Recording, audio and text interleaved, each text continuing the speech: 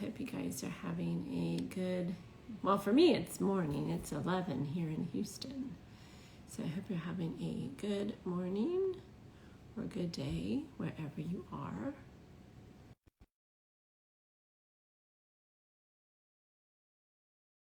Okay, my guest is in Sweden.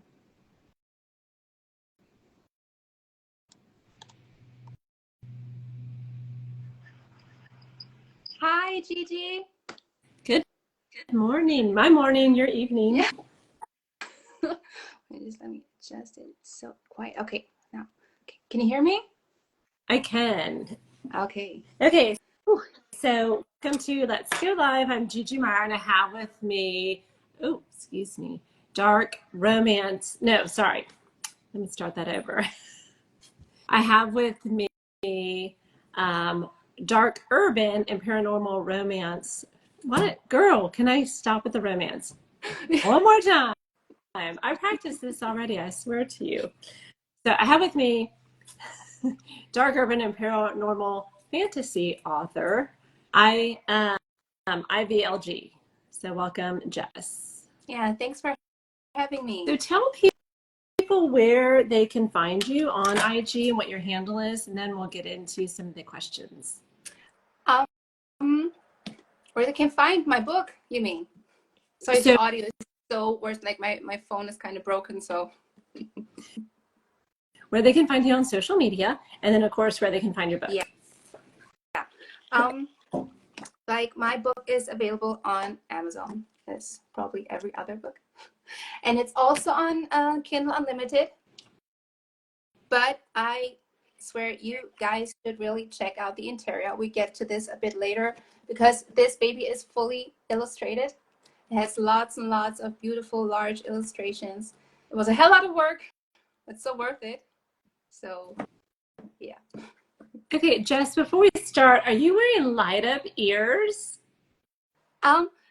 No, these are, like fox ears, because my protagonist, Ivy, I love it. She likes to dress up as a vixen to hunt souls and drag them to hell. Oh my gosh, those are fantastic. They're so cool, right? They are so I got them cool. on Etsy. Okay, I was going to ask because it looked as though you had like a light behind you, like where my mirrors are. Mm-hmm. But then when you started to move your head, I was like, shut up. Is that a headband?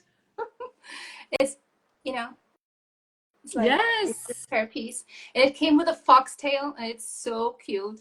Oh. It's large. I have it in my closet, but it's so cool. You're like, I wear it around with my ears everywhere.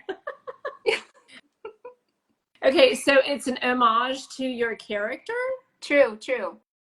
It's so, no, it's just not cute. It really fits her personality because she's so sassy and just doesn't give a fuck, because like they have this kind of tradition when on Halloween they hunt the most evil of souls, and they like to dress up, costume play and stuff, and I did cosplay, so yeah.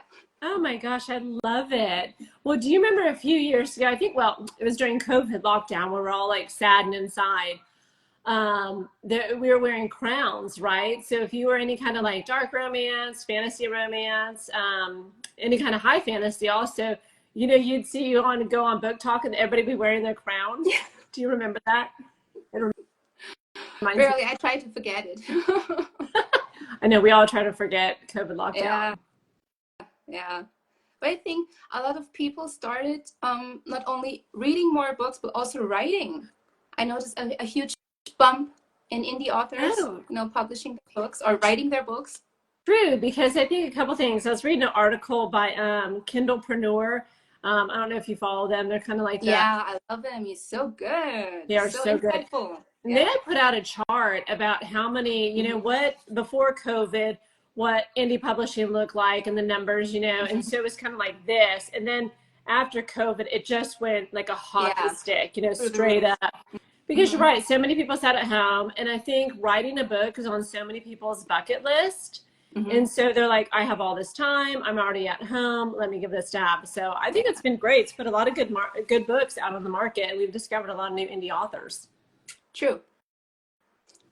Okay, so diving in, one, I have got to compliment you. Your illustrations, the cover, the interior are stunning. Y'all, she sent me these pictures, and I know the pictures don't even do justice to how beautiful that book is. So I have to ask right up front, how did that come about? Did you design them? Was it your idea? I mean, maybe you could show a few as we're talking. And then the quote that I put on our joint post, that is stunning in the book too. Yeah, it really is. And I have it here. Just wait a second. Okay, well, probably. Yeah, even though it's backwards, you can. It's backwards, but the book, it just starts with this, and we have our main characters like Marcus and Adrian, and of course Ivy. See the fox ears? Yes. Okay, say that quote. I love the quote. Yeah. If good girls go to heaven, then bad girls drag their psychiatrists to hell. When you sent that to me, I loved it. I laughed then, I laughed now. It is just so perfect. Yeah. So all those illustrations, who came up with the idea? Because they're so creative. They're so intricate too. I was lucky enough to get to work with two artists from Fever. Their Fever name is Ink the Tea, and they're two brothers, Hugor and Hugorki Rodriguez. Okay. So for those so good. Who don't know that website, it's fiverr.com. So you can find a lot of freelance everything on there. There's a bunch of them.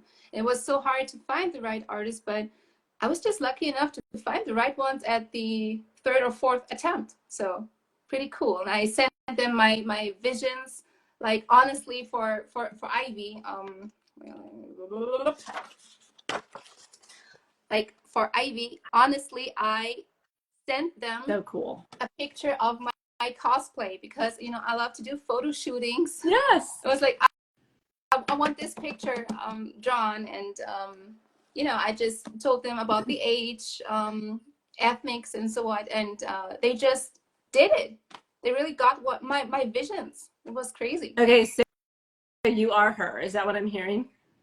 Yeah, indeed, because this story is based on my early 20s. Obviously, sans the paranormal aspect. I'm not dragging souls to hell.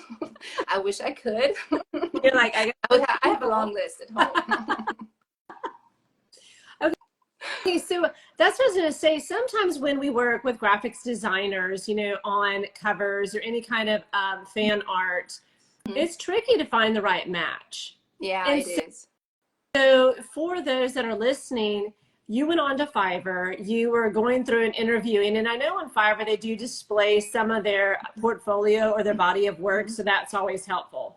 But when you sent them kind of your vision and pictures of you, did it come back like spot on, or was there a little bit of back and forth to get it just right? We had like 3 revisions, and that was it. Like that's not neat. Like her boobs were a bit small. Like give that girl some tits. Yeah, I don't know too many people that say big boobs is a problem. And so then what did you do for the inspiration for your male character? For Marcus, he's the main male character. I used Charlie Hannem. Like he is blonde, and when I think of a blonde male main character, I see Charlie Hannem. Period. That's him. You probably know him. Yeah. Do you? Yeah, he's great looking. Yeah, I think Sons of Anarchy.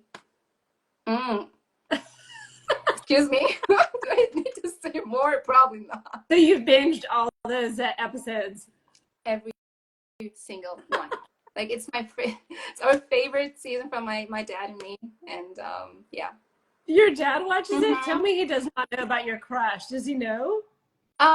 Not really, but he's been part of some motorcycle club back in his days when he was younger and wild, and yeah. So we love watching it. Yep. That's so precious though, that's you and your dad's thing. And inspiration for this book.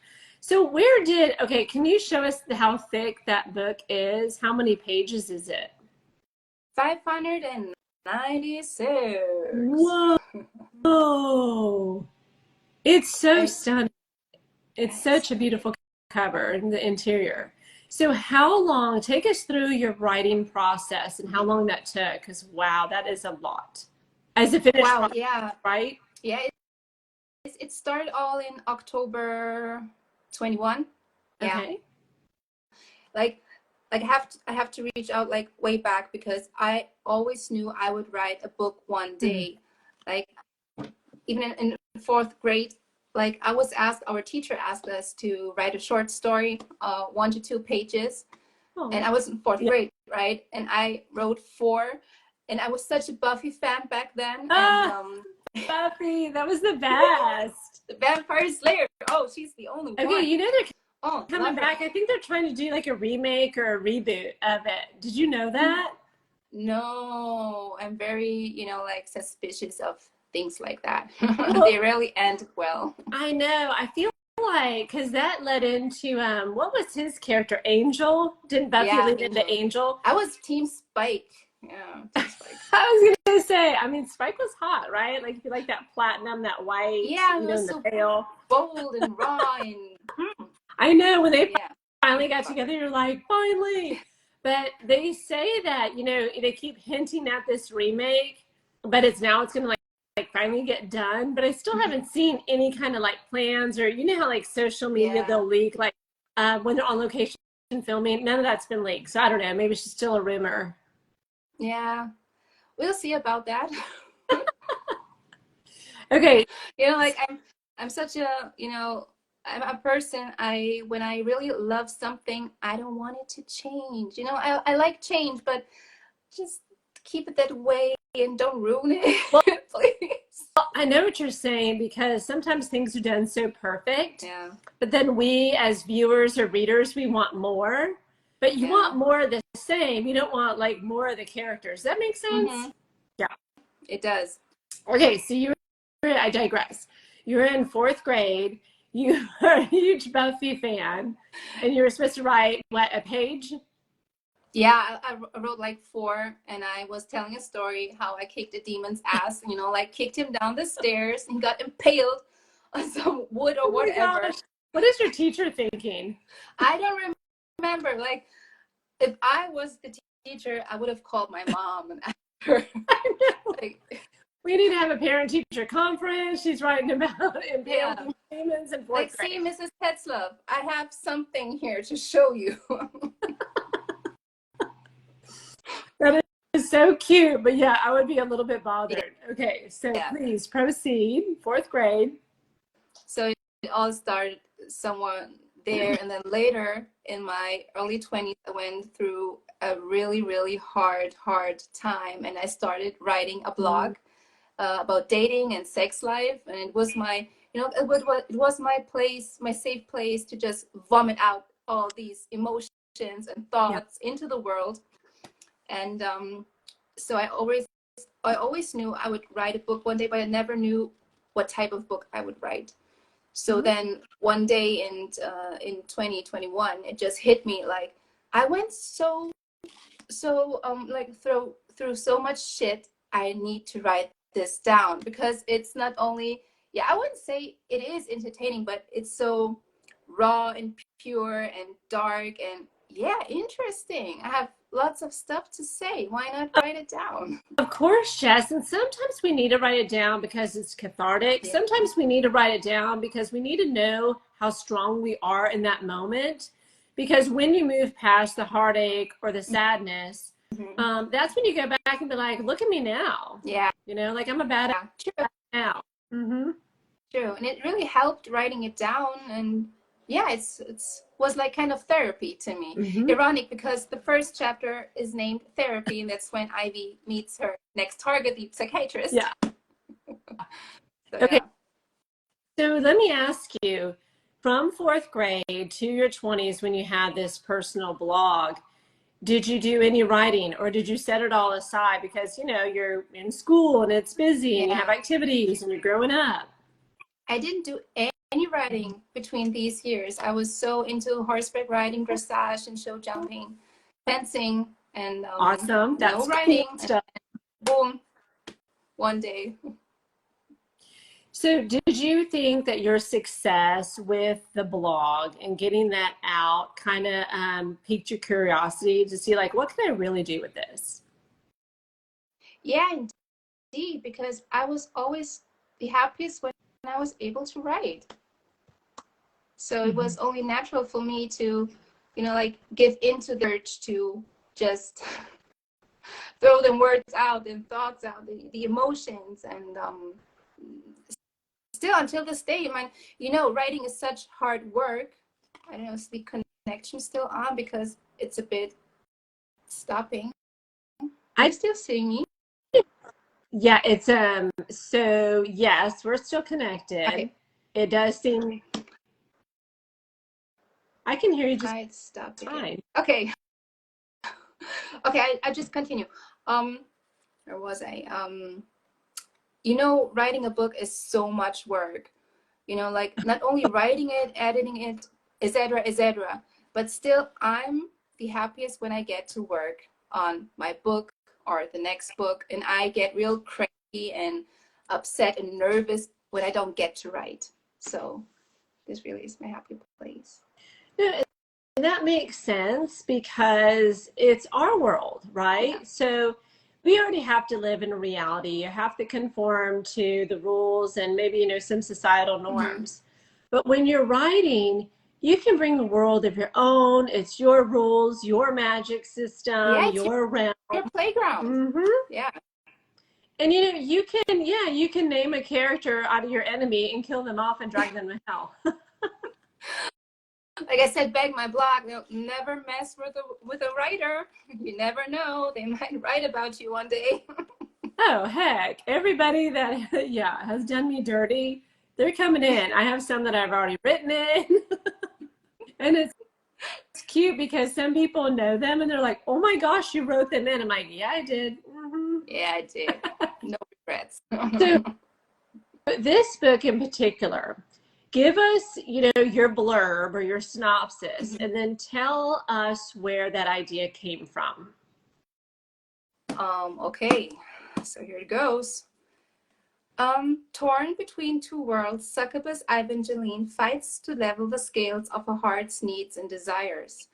Keeping her job as a soul hunter in another realm a secret from her human boyfriend fools the waging war inside her, but not as much as the forbidden love for her best friend. Uh-huh. Fidelity can be a cruel and unforgiving thing, especially when hers gets tested and stretched to its limits by her sinfully alluring hunting partner. Hi, Marcus. Dragging souls to hell, oh yes, she has done that over the past 5 years with a broad smile and her signature blades. But the day comes when one mission shall change her life forever.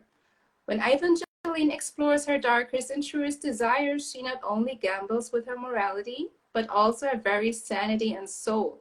The lie of a life comes with a price that might be too high in the end, when the shadow of an ancient dark prophecy traps her with its claws. Will karma force her to pay with everything she loves? Spitfire Evangeline is about to find out when she steps into hell's fire of deception and lust.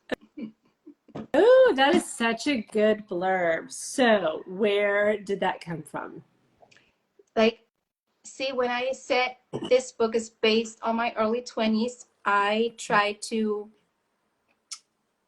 start somewhere when I was torn, like before I went into this dark state of mind to, catch up. And I was also torn between two worlds because I had an ex-husband back then, and I never really felt it was right. Like for him, I moved to Switzerland where I live now. I used to come from Germany. And I moved here. I was always torn because, like I lived here in Switzerland, but I always felt like this is not where I should be, and then pour in the love for my ex-best friend. And then you have another situation where I was so torn. So yeah, like I also had a quite interesting job back then. So I used many of my, like situations I had in my life, work life or personal life, to, build this story and grab readers by the hand and take them along through what I went through. And yeah. And there's also, like when I talk about the ancient prophecy and that her life of a life comes with a price, I also, highlight the fact that actions come with consequences. Mm-hmm. Like you always choose, like you're the master of your life. Like you actively choose what path you want to go, and it's not always the right, even if you think it is. And oh no, life karma will, like pull out the receipt and be like, okay, payday. Give me. oh yeah, life is never a straight line to like get to where you want.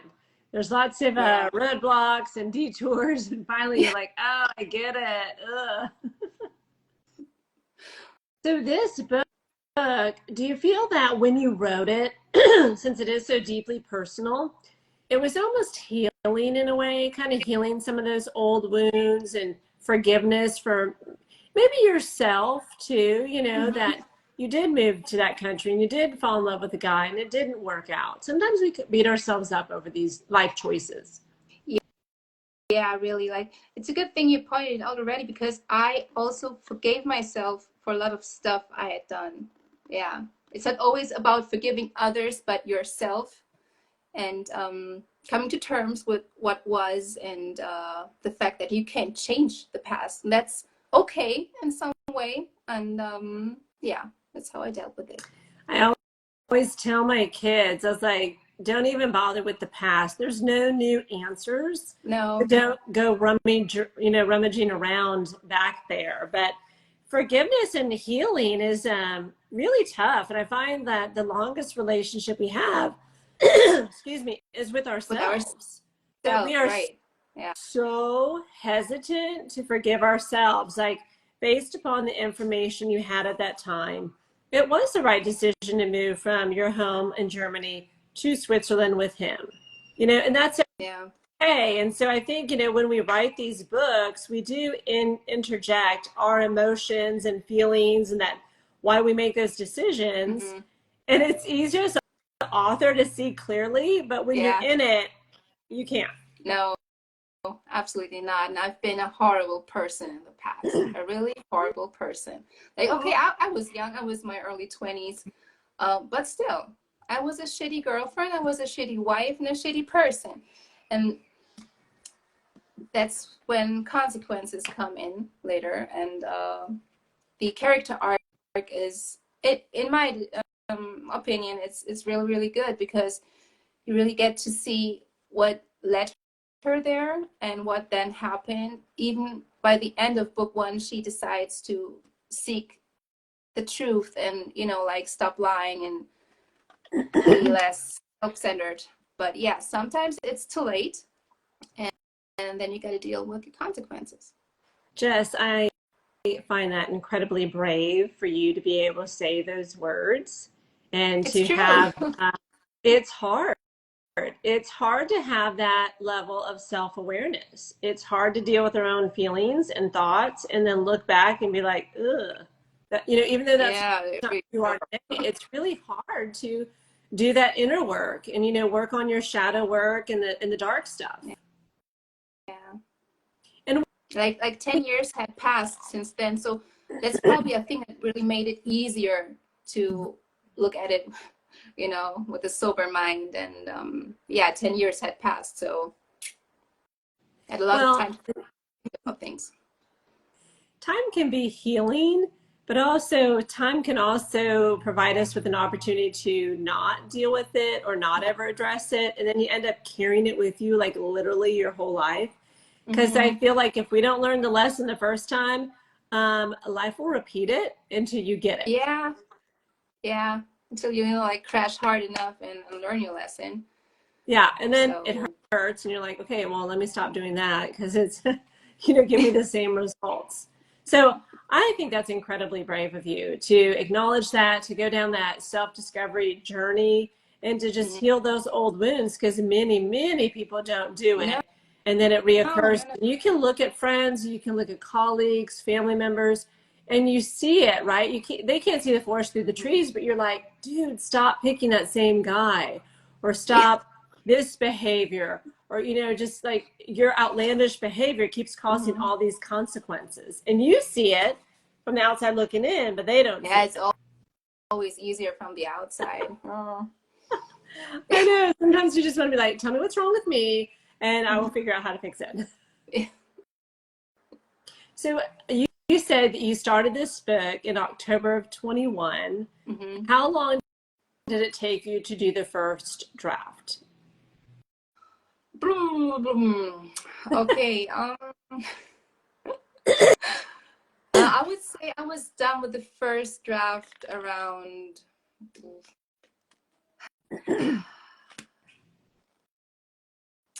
somewhere fall 22, fall 22. Like, there were so many, like, I did the mistake. I wouldn't call it a mistake. Like, I started editing while still drafting, I was still writing. I went back and edited instead of just, getting the first draft out and then start self-editing. I still do it, but yeah, it would have been easier if I just, finished the first draft and then started editing. So yeah, maybe it took me a bit longer than other writers, because I was like always going back and editing and rereading everything. But that's why I like to have these interviews, because it's to really talk to different authors and find out what is their journey, what is their process. I mean, there are some authors that just write and it's really like a shell. They'll say, oh, add description later, or research this later. I have other authors that are like you, right? They will write and then edit as they go, or they have an idea that comes in, let's say, chapter 20, and they're like, oh my gosh, this is so much better. Let me go back to the previous chapters and kind of add the tension, the pacing, and the foreshadowing for what I just discovered about my book, my characters. So I don't think there's any, there's definitely not a right way or a wrong way. It's just what for you. It's definitely a learning process to find out what works and what doesn't. Exactly. Sometimes it's like learning your story. They always say the first draft is telling yourself the story. But I think also it's discovering who you are as a writer, and what is the best writing time for you, and what's the best place to write, and time, and do I write with music, or do I write every single day, or do I need a break in between? There's just so much that no one ever talks about being a writer, that you have to figure out for yourself. You can watch all these interviews and podcasts, but you're like, what works for me?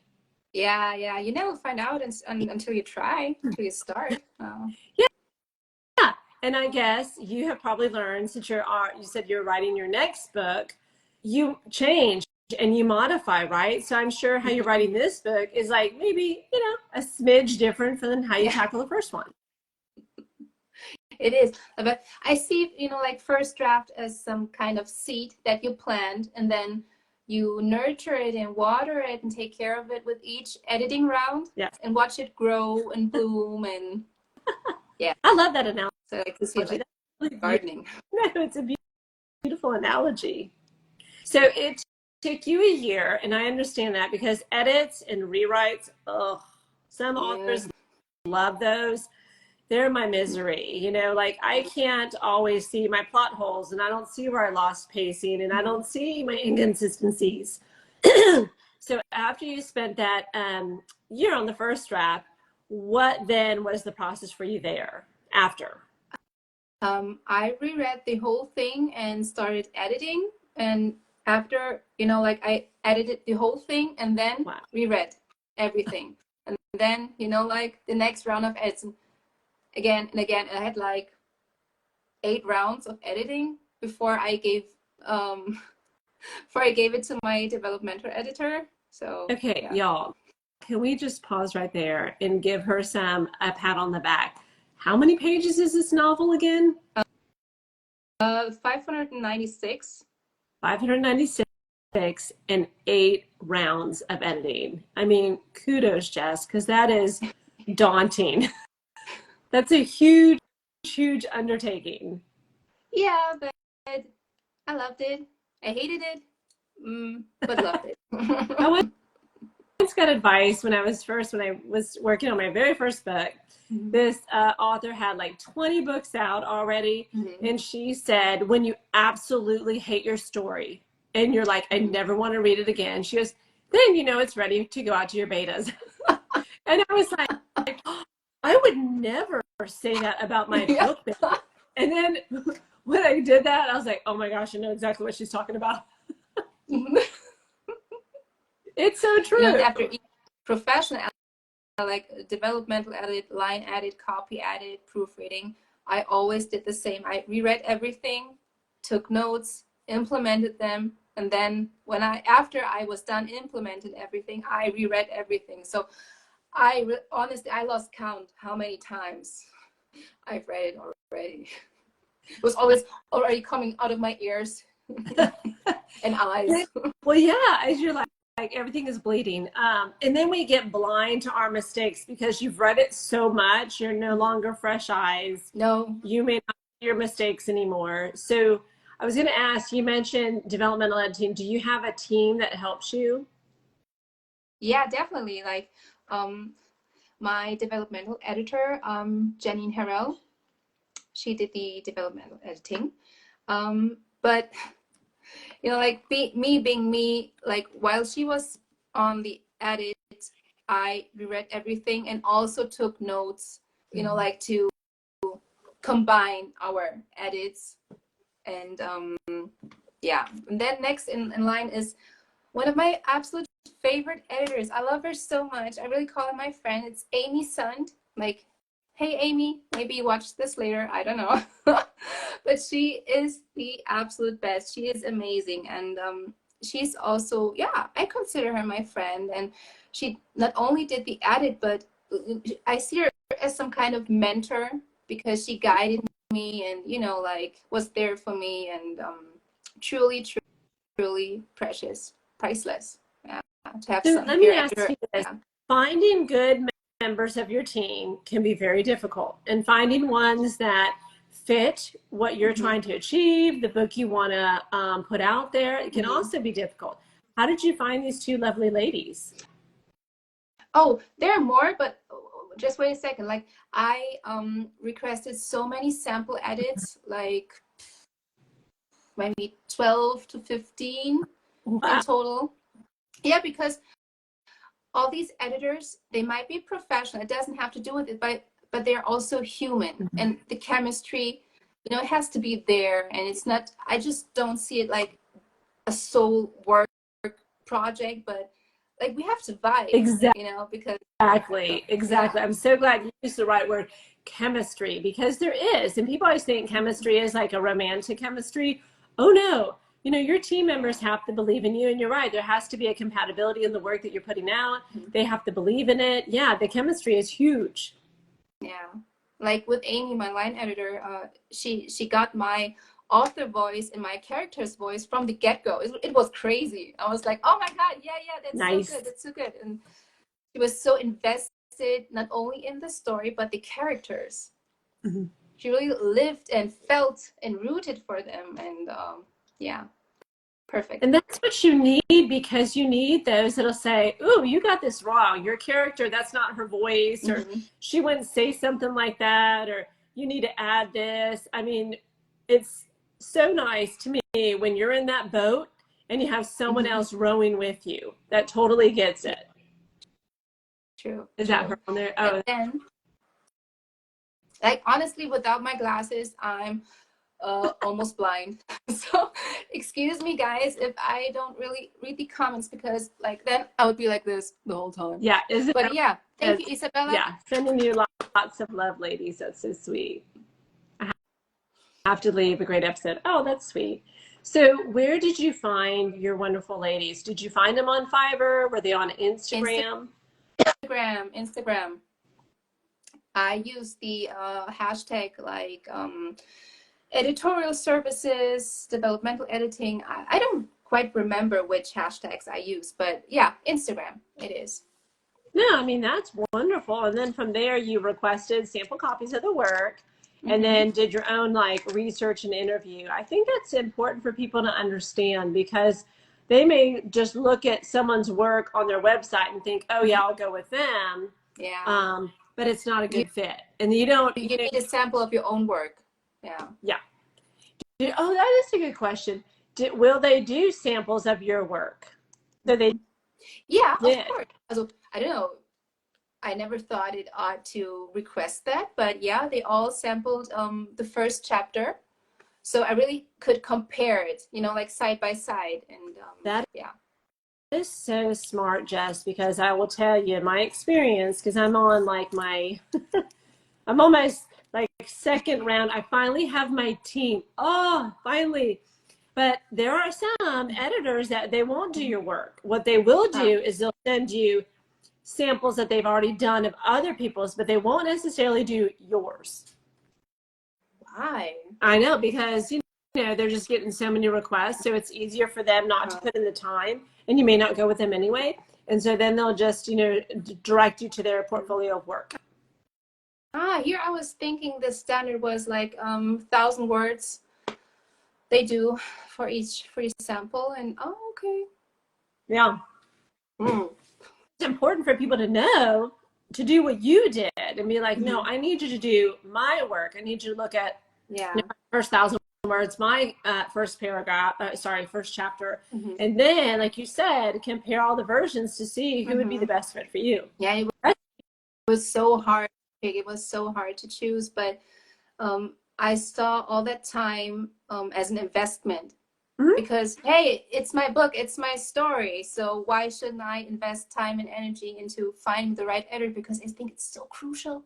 It's so crucial. Oh, yeah. Or you can be like me, where I've been through a few. Yeah. And so, you know, I think I'm putting out my 7th book, and it's taken. I finally hit my stride. I think, you know, by my 3rd book, you know, I assembled my team, or maybe it was even later. And so, yeah, sometimes it's, you know, it's hard because you believe in yourself, but you don't have the right fit, or they don't believe in your book, or your editor will change your book and rewrite it for you.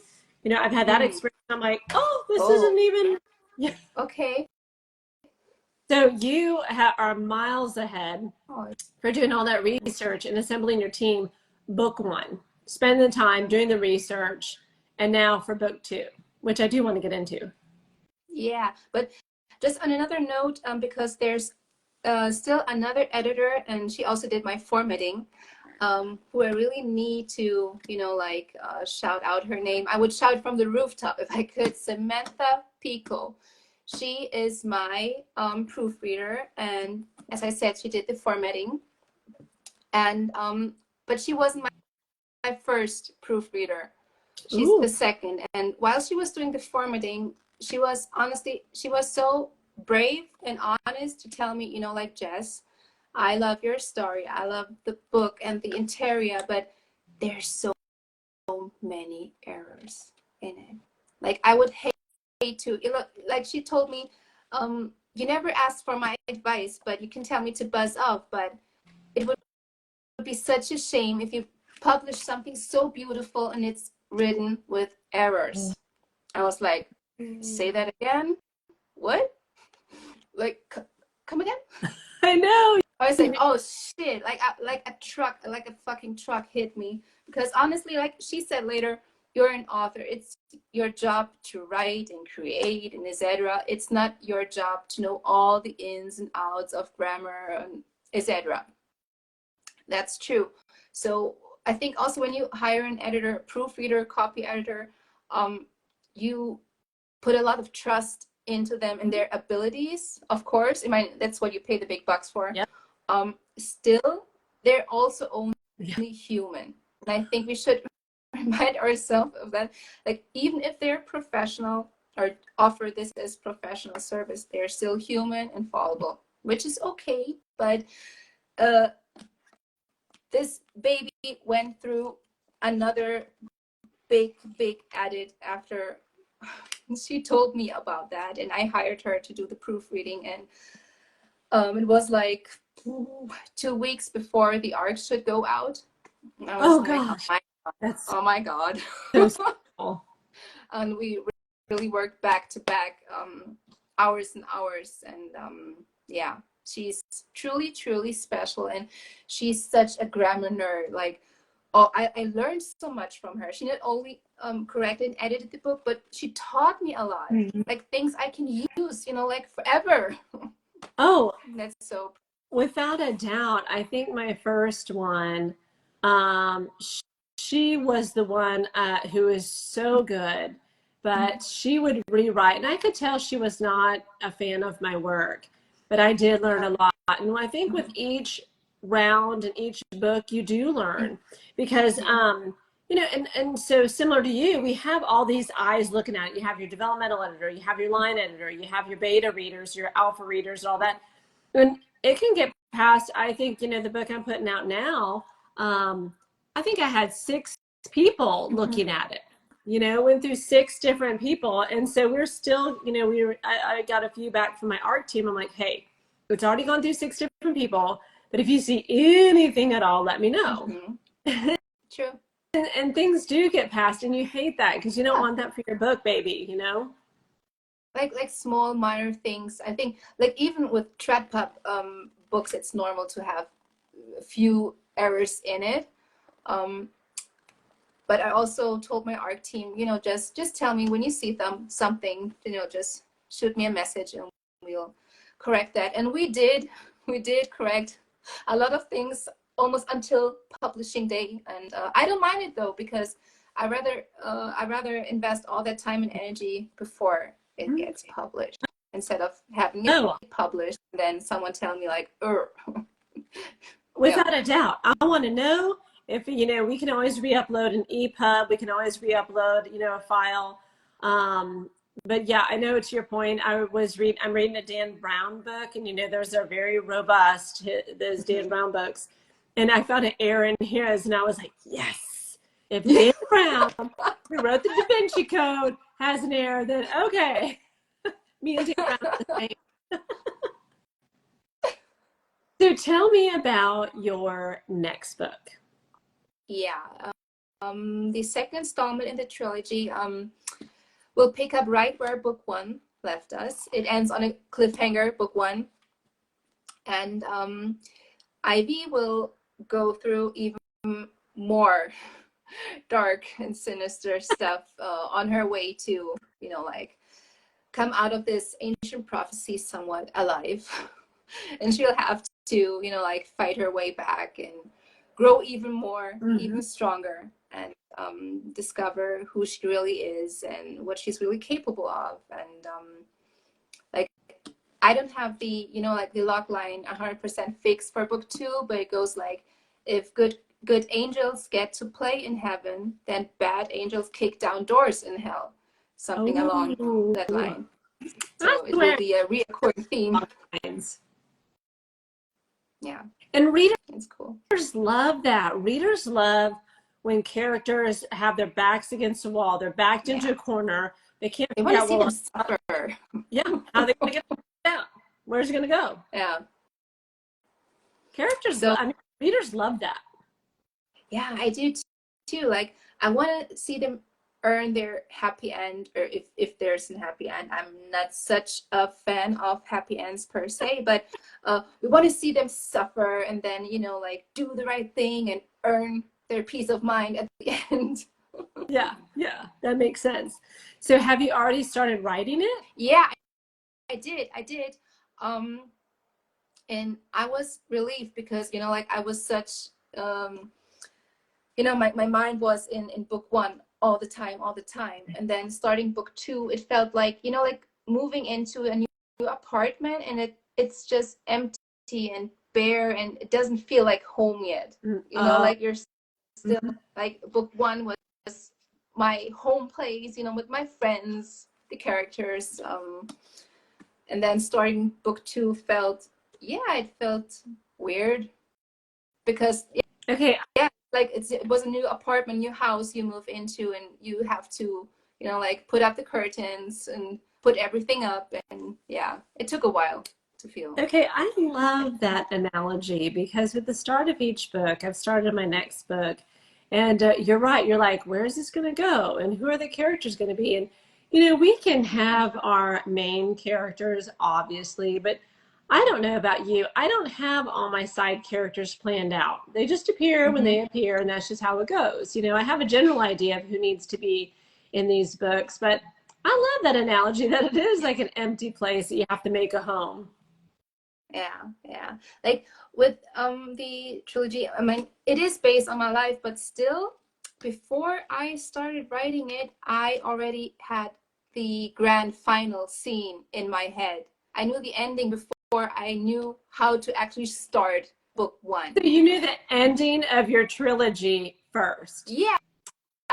So Girl, I have everybody on here is going to be everyone on here is going to be happening, and so I know where it goes, because obviously, yeah, it's like recapping my life, so I know where it goes. But funny thing is, I had the ending before I started writing, and with the second book, but not the second book of the trilogy, but like seemingly I'm a masochist because I started another whip. Like, I don't know, I don't have time. Like, oh my God, I'm already working each day till 2-3 a.m. in the morning to get everything done. And still, I decided to start a new whip. I don't know what got into my head, but still, it's the same. I had the ending before I knew how I would start this other story. It's weird. I don't know. Well, is the whip like a interconnected series? It could be like a novella. Is it somehow connected to this trilogy? Not really, but I want to make it some kind of interconnected, but just slightly. Like a little tie. Those who read Between Devils and Dragons and then read the other one will be like, oh wait, oh my God, let me go back. Oh, like an Easter egg. So you're gonna plan an Easter egg, eggs. and then yeah. Easter egg. Oh. But yeah, then you're starting a whole new series. But the next book will be a bit more romance heavy. But I always stress the fact that Between Devils and Dragons is not a romance, dark paranormal romance, dark fantasy romance. Although in the beginning I had thought it was, because I was like, oh, there is a love story, although it's just a subplot, but it acts like a catalyst for the main plot. So it's without the romance part, the prophecy plot wouldn't happen the way it does. But still, then I realized, no, it's not romance, because that's not the main focus of this book. I'm glad it isn't, because I rather kick ass, like cut off heads, watch them flying, and pull out intestines, and like romance and sex and smut is good, but I need action. I need more action. Yeah, I need action and gore and badassness. Yeah, when you said, and I'm not sure if it's going to have a happily ever after, I think, oh, that's not going to be a romance. Yeah, in book three, the end, it will have a happy end. But until then, or peace. Maybe she'll find her peace. Oh, it will have a happy end with her soulmate. I already hinted to that in book one. But until then, we're going to have a lot of fun fighting our ways through hell, and like, see, like, whoa, my protagonist, she uses 2 kukri blades, and I have them there. It's the original size, and I bought them also on Etsy. Etsy is so cool. You get almost everything on Etsy, and they're out of polypropylene or something like that. So they're quite massive and hard and heavy, and they're designed for sparring training. So yeah. How cool. I have 2. Okay, do you just sometimes do that? Like when you're trying to, she's in a fight scene, do you just stand up and you're like, I'm going to be her. I'm going to, emulate her. I do. I sometimes to make you a better writer. Yeah, to like not only imagine it, but like go through the motions and movements and see yeah, it does help writing it. Yeah, that is like I have cool. a reel on my profile. Thanks to my bookish bestie Gemma. Hi Gemma. She asked me to send pictures of myself, and like tipsy me, like around through 3 a.m. in the morning. I was like, oh yeah, let's make a vid. Let's put on my vixen ears, take the kukri blades, and swing the blades. So yeah, if you want to see me swing the blades, go check out my reel. There's also a reel with the bloopers. It's even better than the actual. Don't you know, Jess, all the best decisions are made at 3 in the morning. That is so cool. I'm gonna have to check that out because that's on your handle. Mm-hmm. Mm-hmm. Like one time the blade went flying out the window. I was like, if I had tried to pull this off, I wouldn't have done it. Oh my gosh. You can see me in the window like, oh. So let me ask you this. That's got to be the fun part of being a writer. What is the hard part about being an author? What do you find hard and easy? Hard killing your darlings, I would say. Yeah, Oh, I yeah. don't know if many readers are familiar with that, but like favorite scenes, like scenes you really hold dear or think, oh my God, this really needs to be in there. But ultimately, when you edit and revise, it doesn't need to be in. So yeah, you kill your darlings, and you know what I do, because I know what you're saying, the developmental editor will come along and be like, this slows pacing, you don't need that. Yeah. It's redundant because you already did that over there. And you're like, oh, I put them on my website. I just do deleted scenes or bonus scenes because I want them to be out in the world if people want more. That's a genius idea. It's so good. So smart. Because sometimes you have these loyal readers and they're like, I want more. And you're like, well, that's kind of they're kind of done. That's kind of their story. Like more doesn't fit in. And so that's what I've done is just put all those deleted and bonus scenes because, and then direct people there like, hey, if you want more of whomever, check out my website. And they're free, just go on and download them. That's such a good idea. Such a good idea. So put your little darlings that you slayed with your sword on your website. Genius. Love the idea. So what is the easiest? What comes naturally and easy to you?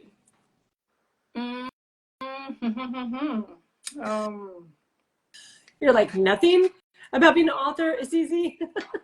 Yeah. Maybe in my case, I would say writing banter.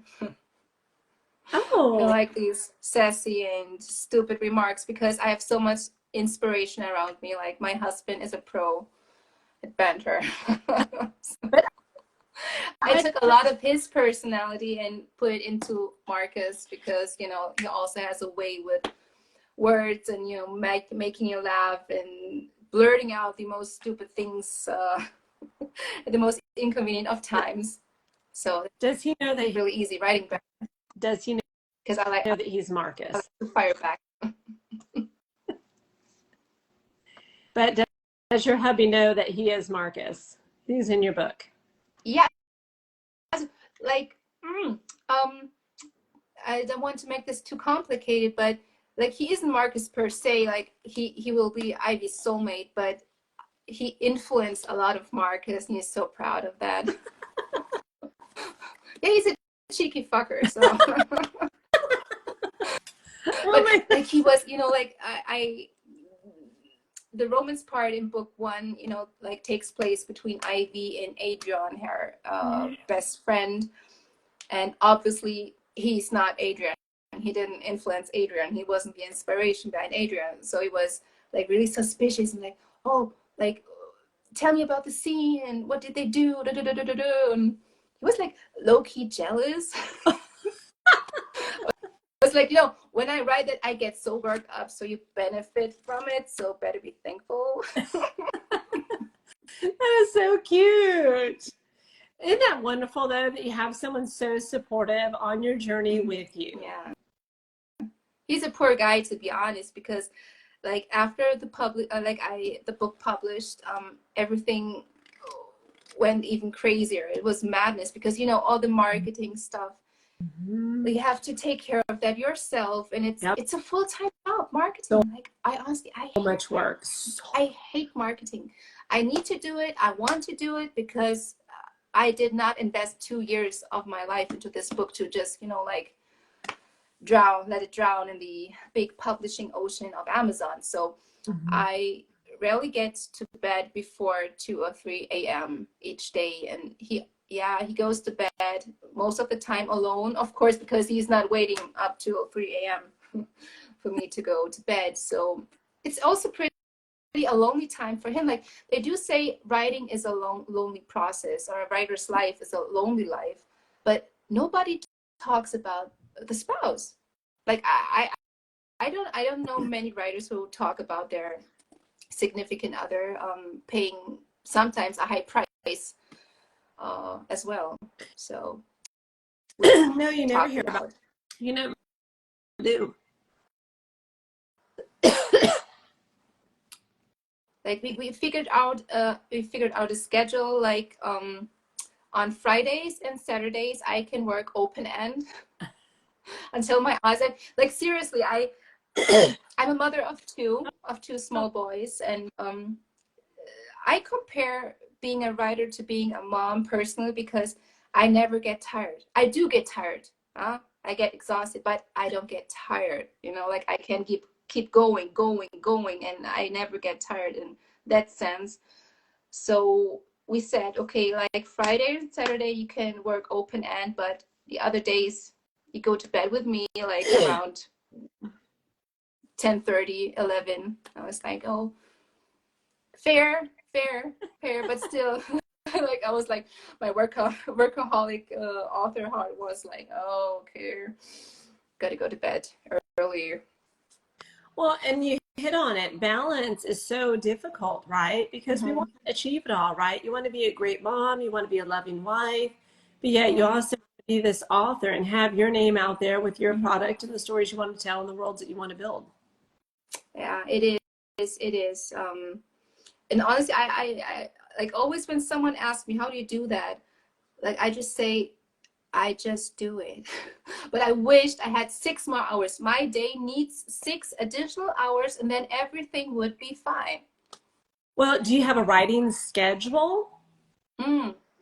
Like, now I have, because, you know, like Hub said, okay, you can work Friday and Saturday open end, and the other days you work like 10 until 10 a.m. 10 p.m.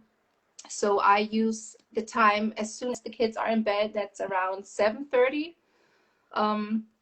Until then, write, or do marketing. And I'm honestly kind of frustrated because, you know, marketing is essential. It's crucial, you know, but still, you're supposed to engage on social media, which I do want, because I met so many amazing souls here on Bookstagram. It's insane. And I'm also part of 2 book clubs.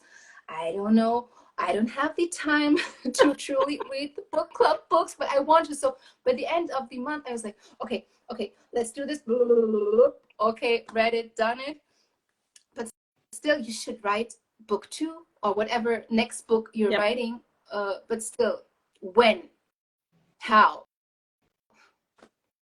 Yeah, because you only have so many hours in the day, and then you're like, okay, if I'm working on this, it's the opportunity cost of what am I missing out on? Yeah. So it's always the evening when I get to write, and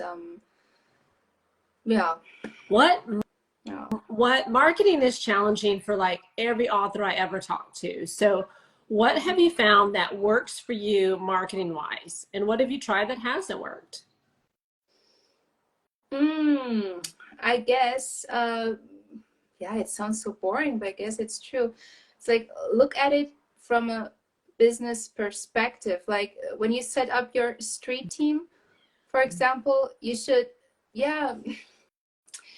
you should have people on your street team who can help you accomplish what you can on your own. Like, my personal reach on Instagram is practically not existent.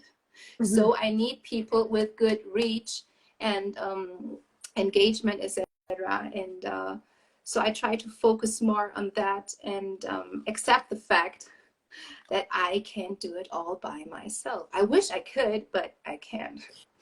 One thing I wasn't, huh? Oh, go ahead. Oh, sorry. Amazon ads, I dipped a bit into them.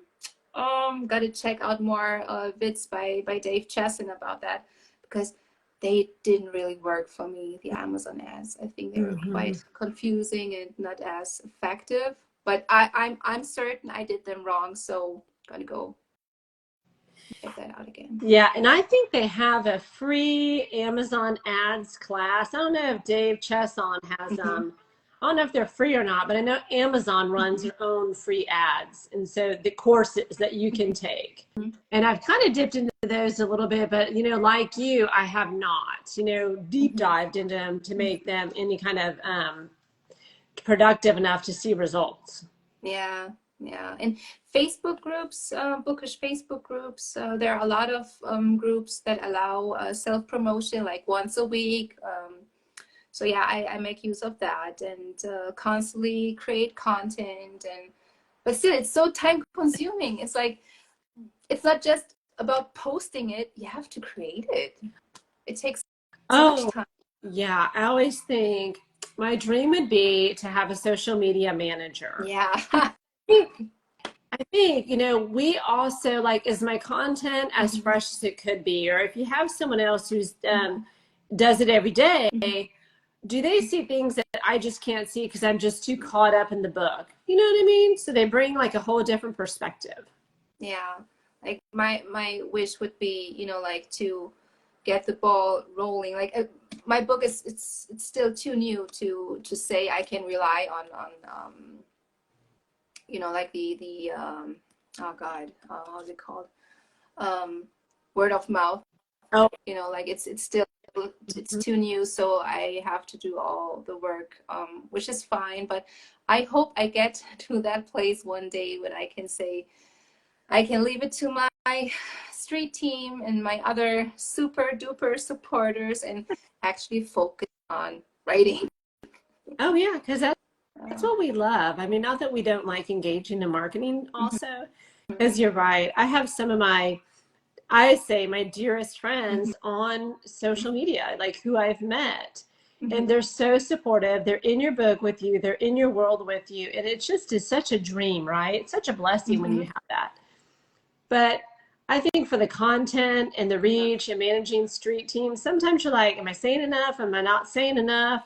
Am I sending too much? Not enough? You know, I mean, it's just, where's the sweet spot? I'm trying to determine that. I don't know. I'm still trying to find it somewhere. I think everybody is. And so I see that, and I hear this a lot. You know, everyone's trying to figure out Instagram or Meta, and then they're like, don't even ask me about TikTok. Like TikTok, I feel like if you're successful one, exactly. If you're successful, I feel so old. I feel so old. Like TikTok. Yeah, I'm on TikTok, but it's rather because I have to, not because I really want to.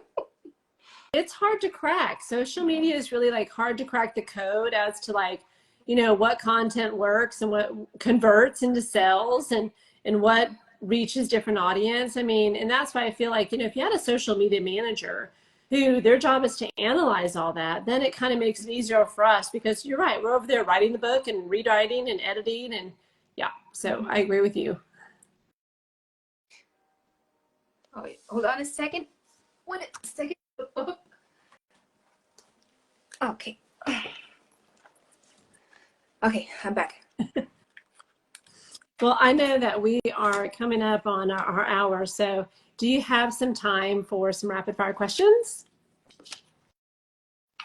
Sure. I'll do my best. Gimme. Very easy. They're not complicated. Okay, so do you prefer a paperback or an e-reader? Oh, paperback. Make it illustrated somehow, or, you know, like somehow special, then it's always the paperback. Oh, of course. Or even hardback. And then have you seen the trend of all those sprayed edges? I did. And I was lucky. I don't have one, but I was lucky enough to work with Whimsy and Wonder. Her website is bookishwhimsyandwonder.com, and she does sprayed edges. Oh God, this girl is so talented. And I was so lucky enough to get to work with her, and she did buy 20 copies of my book. And I was like, oh my God, as debut author, she bought my books and sprayed them and prettified them, and it's so cool. It's so cool. Do you have one? No, I don't, but I want to.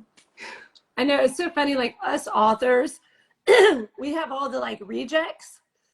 We don't have all the pretty versions, right? We have all the ones that have the mistakes or the band that goes across. Yeah.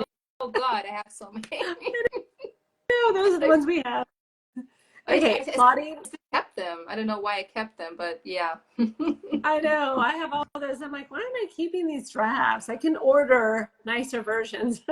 Okay, are you a plotter or a pantser? Plotter. But maybe both. I think most authors are kind of both, but I need to have that, like red line I can follow. I said, like I said, I always have the ending first, and then I make my way through the story.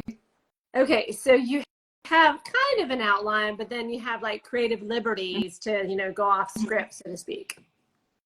Yeah, definitely. Like, I think some of the best scenes just happened.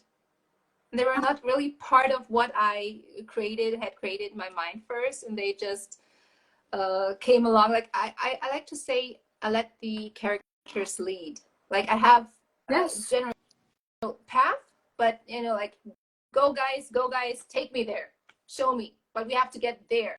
Okay, how we get there is your business. I love that because Stephen King has this quote that at some point the characters just walk themselves across the pages. And if you've never written a book, you're like, that makes no sense at all. But if you have ever been an author, that is the magic where your characters just take over. Yeah, true. I was like, sometimes I just sit back like, what are you guys doing? I love it, but what the hell? Don't go over there. We're not supposed to be over there yet. Okay, next question. Do you write in first person or third person? First. Like it's comical because like all the books I'd read since I was a child were always in third person. Yeah.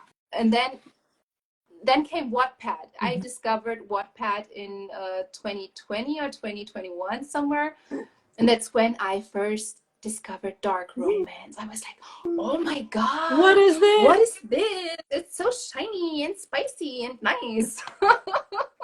I love of course Wattpad. Most of them were written in first person. Yep. So yeah, I love first person because you want to be her. Like I want to be the one that has the ears and has the sword and is dragging souls to hell. I want to be her. Yeah, it's more personal, of course, because you really get to live through the character's life. And with third person, I think it's just my personal opinion, it's a bit more distant. It's safer. Like I do have a rape scene in this book, and it happens to Ivy.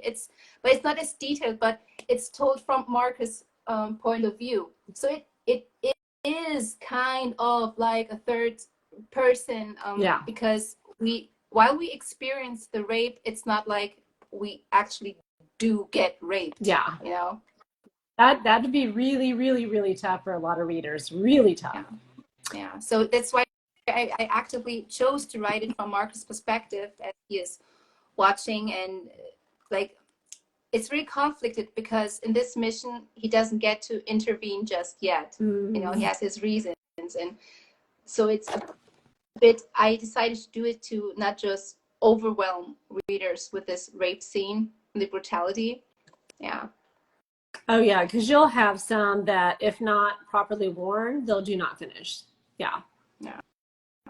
Yeah, because do you have content and trigger warnings then for that book? I do. I do. Yeah. Okay, hold on a second. It's backwards, but still, we have a whole page of content warnings and trigger warnings. You know, like just let me read that one line. Including explicit sexual scenes, we have a daddy kink, blood play, choking, different variations of DOPCON, non-con, sexual assault, rape, etc., graphic violence, gore, death, murder, foul language, cursing, and more. Because I really like to really dig into the scenes and make it really graphic, and you know, like I want you to smell the room and feel the air, the energy. So I really write intense, I would say, and really graphic. So there are trigger warnings. And I have some readers that are like, they'll read it all. It doesn't it doesn't matter about the trigger warnings, you know, like they do read them, but still they're like, you know, bring it on.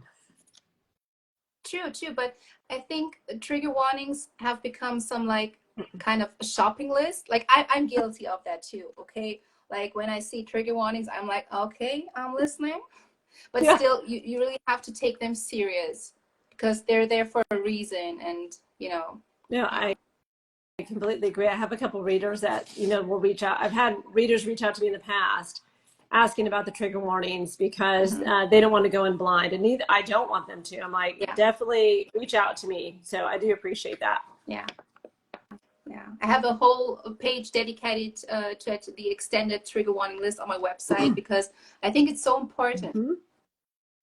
It is.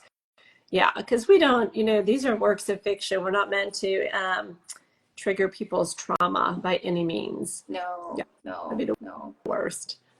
Okay, plot driven, or are you character driven? I had thought I was plot driven, but then I became character driven. I think both authors do. They start one way and they go the other. Do you write? I guess. I think it's always best to trust your characters. You know, like I said before, we have that goal. Get us there. Exactly.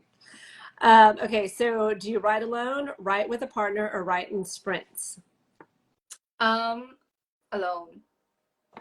Especially that 2, 3 in the morning, you're very alone. Yeah. Like there were times when I got up at around 4 or 5 a.m. just to write something before the kids get up at 7, but I had to quit that. Like I rather stay up all night, you know, like sometimes there were really, really crazy times in the past weeks, when I went to bed like around 4:30 in the morning, and then, you know, like had to get up at 6:30 because my oldest goes to kindergarten. Oh, wow. And I don't drink coffee. So I don't really know how I do it. It's just because I get to do what I love. Maybe it's that, because not all of us are, you know, like there's so many people working jobs they don't really love because it pays the bills, obviously. So when you really get to do something you truly breathe and feel and love, and you know it runs through your every vein, then you can pull something like that off. But is it healthy? No. Okay, I just love how passionate you are. It's wonderful. Thank you. Outline or discovery writing, we kind of talked about that already. Like both. Both. Both. Do you write in silence, or do you write with music? Ooh, I always admired people who could, you know, like do homework or learn, study with music, but I can't. That's the hard part because. What about your fight scenes, to like, you know, like some instrumental to like get you in the mood for your fight scene? Metal music. Oh my God, I love metal, heavy metal. And the thing is, I can't write with music, but when I'm driving the car, I always have music blasting, and I have a playlist for the book, and I go through every scene to the music. And then sometimes, you know, like, oh my God, it inspires me to add something when I'm listening to music, but I can't listen to music while writing. Book and I'd read, yes, metal. That's what I was thinking. I was like, those fight scenes, like if you had like Slipknot or the heavy metal, Yeah. because it just matches a good fight scene, right? Maiden. Oh, I love Iron Maiden. No way. They're so Metallica, old. of course. Oh my gosh, you're some way back. They're so old. It's like I really feel the scene and see the scene while driving and listening. Like my kids are long familiar to my taste in music. Got to train them young. Black Sabbath and Judas Priest. Okay, we may be showing our age a little bit. Okay, writing with a deadline, or do you write at your own pace? Yeah. With the first book, I didn't really have a deadline, except the developmental editing. But with book 2, it's so hard because I get it. People want book 2, and I want to say, oh, you won't have to wait that long. But honestly, it would be a rush job if I just delivered book 2, let's say within a year after the first publication. Because I know for the second book, I won't take that much time like for book 1 because I learned so much, but still, I don't want to rush because I've seen it so many times with sequels. To me personally, they felt rushed because like they came out like, let's say 6 months or a few months after the first publication, which is cool because, as a reader, we're greedy, we're impatient, we want to get the next book, but still, I personally noticed the loss in quality and feeling because, it feels like a rush job sometimes, and I don't want to do that with my book. So I'd rather have angry readers because they have to wait that long. But still, when I deliver, I fucking do deliver. So yeah, it'll be quality over quantity, so to speak. Yeah. Series or standalones, and we already know you're a series girl. And then historical setting, present day, or future. Present day. Yeah. Well, but also in your own world, present day in your own realm. Yeah, it is. Like, it was so much fun, because Between Devils and Dragons takes place in hell and on Earth. So it was really cool to, slip into hell, and it's a comfy place. It's a cool place. I would live there. And there's a bar. It's a bar club, many things, and it's called Cloud 9, and it is based on my favorite bar back in my hometown. So yeah, it was really cool writing that in. Book I'd read, says the book is amazing, so be happy to wait longer for the second one. You did amazing. That's so sweet. Thank you. Well, that is all the questions I have for you. I feel like we can continue talking more and more and more. So I need to have you on, like in a couple months, or maybe we can do like halfway through the year, and then we can do a check-in and see how the book is going and see what new stuff you're up to. I would be so cool. Thank you. And maybe you could show us honestly, like I told you, I was so nervous. I was so nervous to go live with you. And I'm glad I really did. I'm so glad. But yeah, I was so nervous. Oh my God. Oh my gosh, no. And I totally botched your intro. So I apologize so much. I'll edit that out when I put it on YouTube and kind of piece it together.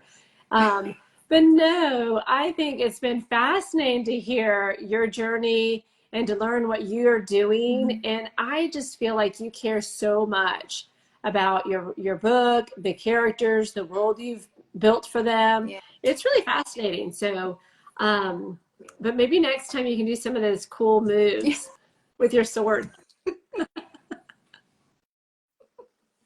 Okay. Yeah, I need a few beer for that. But you got to wear the ears. Maybe I'll come with a crown or something. I don't know. We've been such a doll. It is so nice to interview you and have this chance to talk to you. Thank you. And I wanted to say you inspired me to do an author and bookstagrammer spotlight. I'll be launching this. It will be a monthly spotlight I will do. And I do have a list of authors, you know, like my favorite authors, like Jessie Hall and Ranix and Jana Darling. And I'll be bugging them and be in their DMs and ask them if they want to their spotlight. But the first spotlight will come out in February, and it's an author friend of mine, Eddie. Hi, Eddie.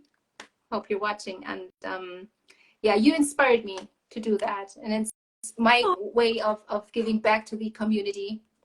Well, and help you. That is so sweet. That's my thing. It's just like, I want to build up other authors. There is room at the table for everybody. Some of these readers, they're voracious. I have readers in my art team. They're reading 100, 200 books a year. There's no way you and I and 10 other authors could even put that many books out. So I never feel as though I'm competing with anyone. I feel like we all rise with the tide. And that's why I do these interviews, because I want to meet new people. I want to support other authors in their journey. And if I can put different people in contact with each other, I love it. I do. And like, we both know how hard it is to spread the word about your own work. So I think, you know, like launching this author spotlights and bookstagrammer spotlights is my way of giving back and helping others to, you know, like get the word out. And because it's so damn hard. And I wish you all the best on that, because I think what you'll find is when you get in it, you get some fulfillment back. You know, like you feel good about yourself. And I know that's not why we're supposed to be doing it, but it's a beautiful byproduct of being able to promote and meet new people. Yeah, like I always say, sharing is caring. So I know everyone. I always say it to my kids, and they're like, "Mom, that's so corny," and I'm like, "It's so true, though." We've been such a doll. I will catch up with you in the DMs, and I do have a couple fantasy authors that I'm going to send your way, because one just does phenomenal social media graphics. And she is YA high fantasy, or maybe she's YA dark fantasy. But I have talked to a lot of fantasy authors. And so I'll just share their handles with you on the DMs, and then you can just check them out. Yeah. And thank you so much again for having me. Like, you really made it so easy for me. That's exactly it. Two friends chatting. That's all we're doing. You're a pro. Thank you. All right. Take care, Jess. Ciao for now. Bye-bye. Have a great day, great weekend, and talk to you soon. You too. Bye-bye, guys.